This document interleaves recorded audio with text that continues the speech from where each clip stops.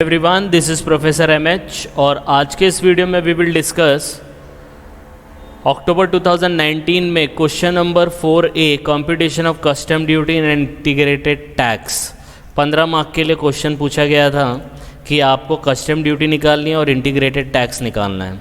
और क्वेश्चन था कि प्रधान लिमिटेड इंपोर्टेड ए मशीन, एक मशीन इसने इंपोर्ट किया है कनाडा से जनवरी 2019 में और डिटेल्स उसका दिया है, एफओवी वैल्यू दिया है, एयर फ्रेट दिया है, लाइसेंस फ़ी दिया, बाइंग कमीशन दिया है।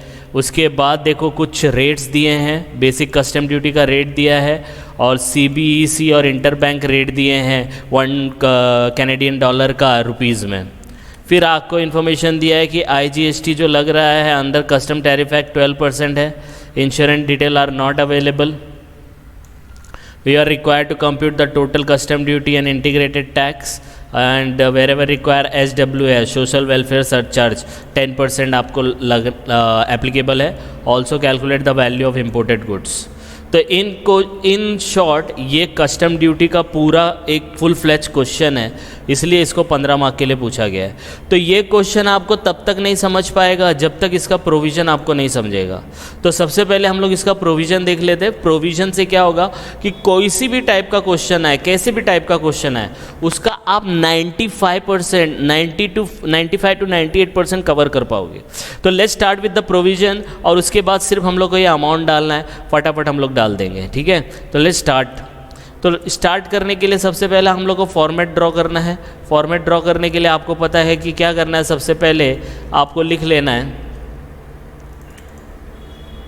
ठीक है। सबसे पहले पार्टी का नाम लिखना है और क्या कैलकुलेट करना है, तो mister Pradhan computation of custom duty and integrated tax, particular amount की जगह हम लोग को जब कैड रहेगा तो कैड में इंफॉर्मेशन लिखेंगे, मतलब कैनेडियन डॉलर में, और अगर रुपीज़ में रहेगा तो रुपीज़ में लिखेंगे, ठीक है। तो सबसे पहला क्या है, इसको कैलकुलेट करना है तो ये समझना ज़रूरी है कि आपका जो टैक्स कैलकुलेट होता है वो ड्यूटी कैलकुलेट होता है एक अमाउंट पे कैलकुलेट होता है, जिसको हम लोग CIF बोलते हैं, ठीक है। देखो यहाँ पे दिया है CIF, कॉस्ट इंश्योरेंस फ्रेट, इसके ऊपर आपका कस्टम ड्यूटी और इंटीग्रेटेड टैक्स आता है। तो सबसे पहले ये पता करना पड़ेगा, तो ये कैसे निकलता है, तो ये कैसे निकलता है, सबसे पहले हम लोग क्या लिखते हैं पता है, मैन्युफैक्चरिंग कॉस्ट लेते हैं, ठीक है, उसको बनाने का खर्चा। तो कॉस्ट ऑफ प्रोडक्शन में मैन्युफैक्चरर अपना प्रॉफिट मार्जिन ऐड करेगा, उसको हम लोग बोलते हैं एक्स फैक्ट्री प्राइस। क्या बोलते हैं, एक्स फैक्ट्री प्राइस बोलते हैं। मतलब फैक्ट्री से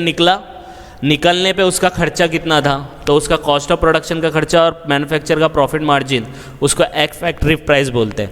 मतलब फैक्ट्री के बाहर आके प्रोडक्ट खड़ा है, अब इसको हम लोग को भेजना पड़ेगा। मैन्युफैक्चरर है ना, होलसेलर के पास जाएगा, रिटेलर के पास, जिसके पास भी जाएगा ना, अब जाएगा तो खुद चल के नहीं जाता है, तो हम लोग को क्या करना पड़ता है, लोकल फ्रेट और टैक्सेस ऐड करने पड़ते हैं।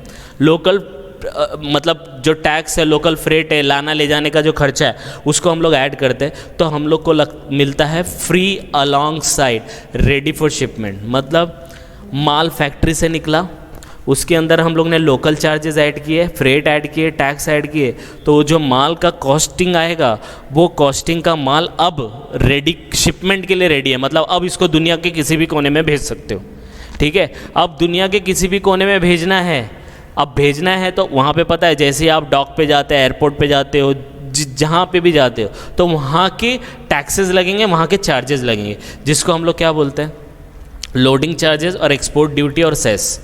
आई बात समझ में। फिर जो अमाउंट निकल के बाहर आता है उसको हम लोग बोलते हैं free on board goods are placed on conveyance. मतलब अब ये गुड्स को आप शिप में डालो, अब ये गुड्स को आप एयरप्लेन में डालो, कहीं पे भी डालो, ये गुड्स अब रेडी है बाहर जाने के लिए, तो उसको हम लोग बोलते हैं फ्री ऑन बोर्ड। तो स्टार्ट कहाँ से हुआ था, कॉस्ट ऑफ प्रोडक्शन, मैन्युफैक्चर करो, अपना प्रॉफिट मार्जिन ऐड करो, एक्स फैक्ट्री प्राइस मिलेगा।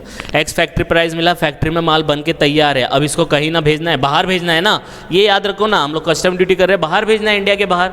अब इंडिया के बाहर है तो वो ट्रांसपोर्ट के थ्रू जाएगा, तो लोकल फ्रेट और लोकल टैक्स ऐड करेंगे, क्योंकि फैक्ट्री हमारा इंडिया में रहेगा, तो इंडिया से माल जब एक फैक्ट्री लोकेशन से एयरपोर्ट या डॉक पे जाने के लिए टाइम लगता है, उसका खर्चा, उसको फ्रेट और लोकल टैक्स बोलते हैं, ऐड कर देने का। जैसे वो ऐड होएगा तो उसको हम लोग बोलेंगे FAS फ्री अलॉन्ग साइड, मतलब ये प्रोडक्ट अब रेडी है शिपमेंट के लिए। अब रेडी ऑफ शिपमेंट है तो अब डॉक पे माल पहुंच चुका है, एयरपोर्ट पे माल पहुंच चुका है, तो प्लेन वाला और शिप वाला गुड्स अंदर नहीं लेगा जब तक उसका लोडिंग अनलोडिंग जो भी चार्जेस है वो आप पे नहीं करोगे, और एक्सपोर्ट ड्यूटी आप पे नहीं करोगे। ये सब पे करेंगे तो वो गुड्स अपने शिप में रख लेगा, प्लेन में रख लेगा, और प्लेन फिर वहाँ से रवाना हो जाएगा। लेकिन प्लेन रवाना होने से पहले, शिप रवाना होने से पहले उसका कुछ चार्जेस है, इंश्योरेंस होता है और फ्रेट होता है। अब बोलेंगे सर यहाँ पे भी फ्रेट आया, यहाँ पे भी फ्रेट आया, तो ये बच्चा फ्रेट जो है लोकल है, इंडिया में घूमेगा, और ये फ्रेट जो है ये इंडिया के बाहर का है, तो इंश्योरेंस एंड फ्रेट ऐड करने का। और जैसे ही आपने FOB के अंदर इंश्योरेंस और फ्रेट को ऐड किया, आपको क्या मिलेगा? CIF मिलेगा। इस वैल्यू पे आपको कस्टम ड्यूटी निकालनी, इस वैल्यू पे इंटीग्रेटेड टैक्स निकालना है। आई बात समझ में? तो ये आपको समझ में आया, ये हर एक क्वेश्चन में यूज़ करने का अगर कस्टम ड्यूटी निकालने को आया तो। ओके, समझ में आया? अब इसमें कुछ इंपॉर्टेंट पॉइंट है वो देख लेते हैं। देखो इंपॉर्टेंट पॉइंट्स, पहला इंपॉर्टेंट पॉइंट्स क्या है? कभी कभी रेट ऑफ एक्सचेंज पता नहीं होता, तो रेट ऑफ एक्सचेंज लेने का कौन सा, क्योंकि कैनेडियन डॉलर में, क्वेश्चन देखो डॉलर में है कि नहीं, स्कैड में है, तो उसको रुपये में कन्वर्ट करना पड़ेगा, तो रेट कौन सा लेने का? रेट आपको लेना है CBIC, मतलब central board of indirect taxes and custom, या एक्साइज एंड कस्टम होगा। उन्होंने जो रेट मेंशन किया है कौन सी डेट पे, जिस डेट पे आपने बिल ऑफ एंट्री का प्रेजेंटेशन किया है, तो उस डेट का रेट लेने का। आई बात समझ में? तो rate of exchange bill of entry के टाइम का लेने का, और वो भी कौन, कभी कभी RBI भी बोलता है नहीं लेने का, CBIC या CBEC होगा तो लेने का। फिर हम लोग को सेकेंड पॉइंट जो इंपॉर्टेंट याद रखना है वो ये याद रखना है कि रेट ऑफ ड्यूटी निकालनी पड़ती है। एक रेट ऑफ एक्सचेंज है, ये अलग है, $1 इज इक्वल टू ₹50, वो वाला। रेट ऑफ ड्यूटी मतलब 10% लगेगा, 12% लगेगा, तो कौन सा? जिस दिन presentation of bill of entry हुआ, ये देखो ये, और जिस दिन वो एयरक्राफ्ट या अराइवल हुआ जिसके थ्रू माल आ रहा है, दोनों में से जो लेटर डेट रहेगा, लेटर मतलब बात का, लेटर डेट। अब लेटर डेट क्यों लिया है? क्योंकि आपको माल के ऊपर ड्यूटी लगता है, तो माल कब आएगा? माल कब आएगा? माल या तो जिस दिन आपने बिल प्रेजेंट किया है कि भाई हमारा माल आने वाला है, या जिस दिन एयरक्राफ्ट आएगा वो, मतलब माल एक्चुअल में फिजिकली दिखना चाहिए, तभी तो ड्यूटी लगेगा ना, इसलिए लेटर बोला है। तो हो सकता है आप बिल ऑफ एंट्री कि भाई माल आने वाला है उसका आप प्रेजेंटेशन कर दो, बिल प्रेजेंट कर दो कि भाई हम लोग ने देखो माल आ रहा है, हमारा अमेरिका से माल आ रहा है। आया क्या? तो कस्टम ड्यूटी जब तक नहीं लगता जब तक माल फिजिकली आ ना जाए, तो इसीलिए बोला है later date, LATER, later date, मतलब जो भी बाद में होगा तो प्रेजेंट करो पहले, और एयरक्राफ्ट बाद में आ रहा है तो एयरक्राफ्ट वाला डेट लेने का। आई बात समझ में? एयरक्राफ्ट पहले आ गया, बिल ऑफ एंट्री बाद में प्रेजेंट हो रहा है, तो जो भी डेट होगा उसके हिसाब से हम लोग को लेटर डेट लेना है। क्योंकि देखो ना, एंट्री, बिल ऑफ एंट्री हम लोग ने समझो आज प्रेजेंट किया, मतलब एक डेट ले लो 1 जनवरी 2023, बराबर है, लेकिन माल कब आ रहा है एयरक्राफ्ट के थ्रू? 2 जनवरी को आ रहा है, तो विचेवर, तो 2 जनवरी को फिजिकली प्रेजेंट रहेगा माल, तो ड्यूटी लगाने का। अब समझो बोलेंगे सर एयरक्राफ्ट आ गया है 1 जनवरी को और बिल ऑफ एंट्री प्रेजेंट हुआ 2 जनवरी को, तो भी 2 जनवरी लेने का। तो बोलना सर माल तो आ गया ना 1 जनवरी को। यस, माल आ गया, लेकिन माल का स्पेसिफिकेशन कैसे आएगा? स्पेसिफिकेशन बिल ऑफ एंट्री से पता चलेगा, इसलिए दोनों में से लेटर डेट लेने का। ओके, ये वाला पॉइंट है। फिर इसमें और दूसरा पॉइंट है इंश्योरेंस चार्जेस। कभी कभी इंश्योरेंस चार्जेस नहीं दिया होता, अगर नहीं पता है तो FOB वैल्यू का 1.125% लेने का, ये ऑब्जेक्टिव में भी आता है ये देखने का। कभी कभी फ्रेट नहीं दिया रहता है तो वो 20% ऑफ FOB लेने का, लेकिन याद रखने का एयर के थ्रू में फिक्स है 20%, बाकी आप वाटर के थ्रू कर रहे हो तो उसमें कोई भी लिमिट नहीं है, जितना अमाउंट दिया रहेगा उतना लेने का। आ रही है बात समझ में? यस और नो? तो other freight take whatever is given. और लास्ट वन आपका जो है वो याद रखना है आपको, buying commission is not part of assessable value. अगर बाइंग कमीशन करके आया ना तो बाइंग कमीशन को एंट्री में नहीं लेने का, मतलब उसको इग्नोर करने का। तो ये पॉइंट अगर आपको समझ में आया होगा, इसको थोड़ा छोटा कर देता हूँ तो ये दिखेगा आपको, ये यहाँ पे है तो ये पूरा दिख रहा है अभी, राइट। अब हम लोग क्वेश्चन सॉल्व करते हैं। तो क्वेश्चन क्या दिया है? ये FOB वैल्यू दी है ना, फिर एयर फ्रेट भी दिया है, फिर लाइसेंस फीस भी दिया है, फिर बाइंग कमीशन आया। देखो बाइंग कमीशन आया तो इसको इग्नोर कर देने का। अब ये तीनों अमाउंट कैड में है, दिया है कि नहीं दिया? कैड में दिया है। अब कैड में दिया है तो एक एक करके लिखो। पहला क्या लिखेंगे आप? FOB वैल्यू लिखेंगे। तो FOB वैल्यू मैं लिख देता हूँ यहाँ पे फ्री, ओके, 24,000 कैड हो गया। अब नेक्स्ट क्या दिया है? नेक्स्ट है एयर फ्रेट। तो एयर फ्रेट आप FOB के नीचे ऐड करते हो, क्योंकि देखो ना यहाँ पे दिया है, देखो एयर फ्रेट यहाँ पे आएगा, इंश्योरेंस यहाँ पे आया, तो हम लोग ऐड करेंगे तो नीचे हम लोग का यहाँ पे इंश्योरेंस ऐड होगा। कितना ऐड होगा मैं बताऊँगा आपको। फिर हम लोग का दूसरा अमाउंट क्या दिया है? लाइसेंस फीस दिया है, paid by the buyer in cad. अब देखो जब ये FOB वैल्यू आप ले रहे हो तो इसको यूज़ करने का लाइसेंस भी आपको पे करना पड़ेगा ना, तभी तो आप उसको यूज़ कर पाओगे। तो कहना है से this is a very important for using the machine, तो ये FOB का वैल्यू बन जाएगा। तो ये क्या करने का? 1000 कैड जो दिया है अलॉन्ग साइड FOB के साथ इसको ऐड कर देने का।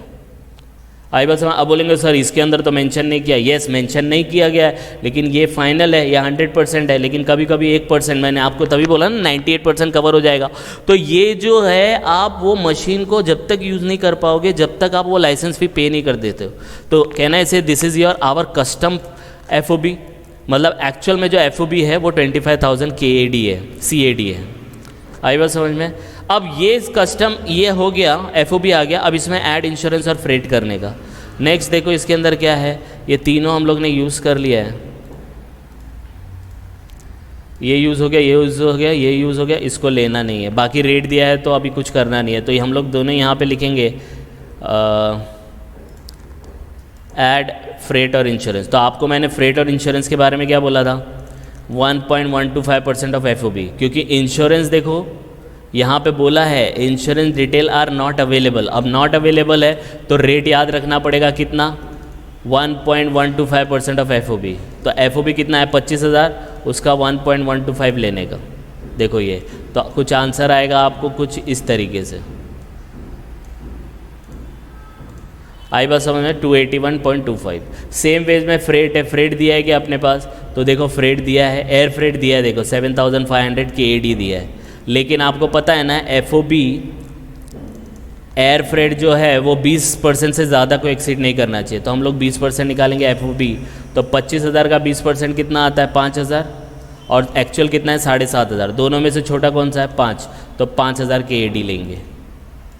आ रही है बात समझ में? अगर ये 4,500 होता तो, ये 4,500 होता तो 4,500 ही लेते। मैक्सिमम FOB का 20% लेने का। आई बात समझ में? यस और नो? बस इसको ऐड करो तो आपको क्या मिलने वाला है? फिर आपको कॉस्ट एंड CIF मिलेगा। ये देखो ये, तो इन दोनों का टोटल होएगा 5,218.25 CAD। फिर इन सब का टोटल आएगा 30,281.25।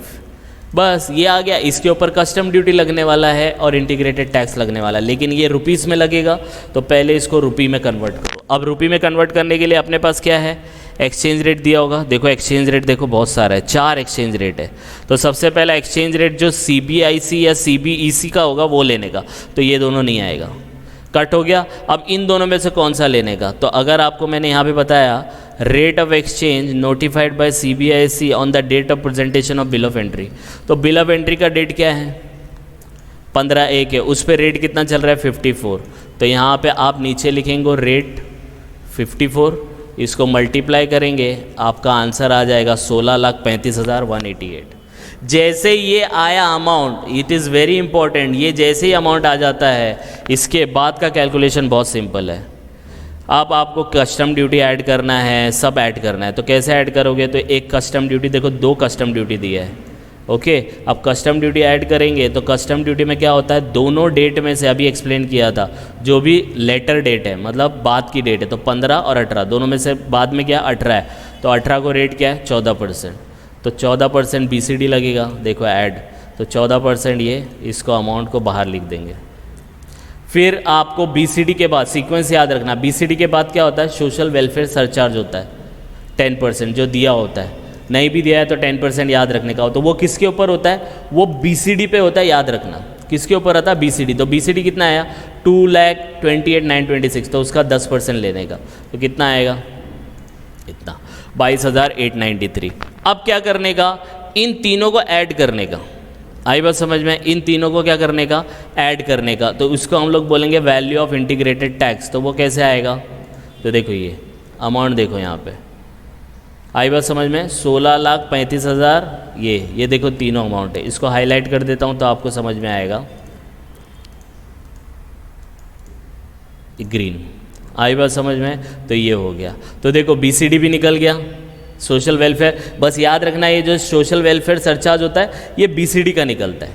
आई बात समझ में, इन दोनों को ऐड करने का 18,87,000 हो जाएगा। अब जो इंटीग्रेटेड टैक्स रहेगा ना, इंटीग्रेटेड टैक्स देखो अपने पास दिया है, कितना दिया है, 12% दिया है, तो 12% निकलेगा। अब 12% किसका निकलेगा, तो जो ये टोटल वैल्यू आएगा ना उसका निकालने का, ये वाले का। आ रही है बात समझ में, तीनों का टोटल। तो तीनों का टोटल कितना आया था, 18,87,07, उसका 12%, तो ये 12% आ गया। पूरा क्वेश्चन हो गया 15 मार्क के लिए। लेकिन आपको क्वेश्चन में क्या पूछा गया है कि भाई आपको बताना है टोटल कस्टम ड्यूटी और इंटीग्रेटेड टैक्स कितना है, तो यही है इसका ये अमाउंट। अब क्या करने का, ये जितनी भी कस्टम ड्यूटी है ना और ये इंटीग्रेटेड टैक्स है, देखो इसको मैं हाईलाइट करता हूँ अलग से, ये तीनों को, इन तीनों को अलग से टोटल मार देने का। ठीक है, ये तीनों को अलग से टोटल मारेंगे तो आपको आंसर कुछ इस तरीके से मिलेगा, total custom duty and integrated tax, जब जाके आपको 15 मार्क्स मिलेगा। आई बात समझ में, बहुत सिंपल क्वेश्चन रहता है, सिर्फ प्लस माइनस है, लेकिन आपको ये चीज़ें याद रखना ज़रूरी है, ये वाला पार्ट। आई बात समझ में, यस और नो, इसको गो थ्रू करो। कुछ डाउट आएगा तो कमेंट करके बता सकते हैं, जिससे हम लोग अगर कुछ चेंजेस है या कुछ अपडेट हुआ है तो उसको हम लोग नेक्स्ट वीडियो में इनकॉर्पोरेट कर सकते हैं। तो प्लीज़ गो थ्रू इट। कुछ डाउट आएगा तो please comment and please like and subscribe for more videos. Thank you.